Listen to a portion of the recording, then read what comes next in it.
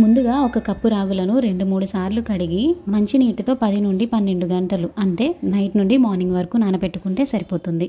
తర్వాత రాగులను వాటర్ లేకుండా మెత్తని పేస్ట్ లాగా గ్రైండ్ చేసుకోవాలి.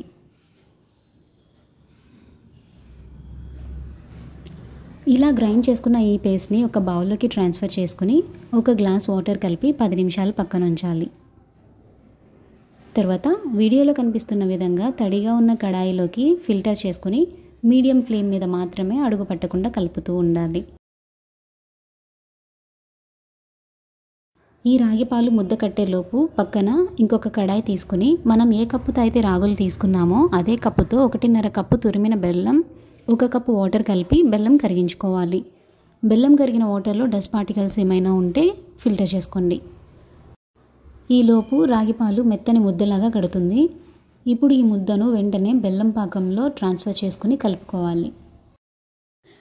ఉండలు కడుతుందా అని టెన్షన్ పడకండి, 100% హిట్ రెసిపీ ఇది. ఇప్పుడు పచ్చి కొబ్బరికాయ తురుము అంటే ఒక ఫుల్ కొబ్బరికాయను తీసుకుని తురుముకుని దీనిలో కలుపుకోవాలి.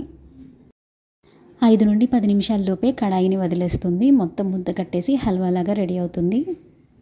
ఈ రెసిపీ ప్రిపేర్ చేయడానికి ఓన్లీ 3 ఇంగ్రీడియంట్స్ మాత్రమే కావాలి. ఆ 3 ఇంగ్రీడియంట్స్ కూడా చాలా హెల్దీ ఇంగ్రీడియంట్స్ అండి. ఈ రెసిపీ ఉమెన్స్కి చాలా మంచిది. నెక్స్ట్ మనం నెయ్యితో వేయించుకున్న జీడిపప్పును కూడా కలుపుకొని 1 స్పూన్ నెయ్యి, ఇందులో ఆల్రెడీ మనం పచ్చి కొబ్బరి తురుముని యాడ్ చేస్తున్నాం కాబట్టి నెయ్యి ఎక్కువ పట్టదు, 1 లేదా 2 స్పూన్ల నెయ్యి సరిపోతుంది. ఫైనల్గా 3 నుండి 4 యాలకులను దంచి వేసుకుంటే రాగి పిండితో హల్వా రెడీ.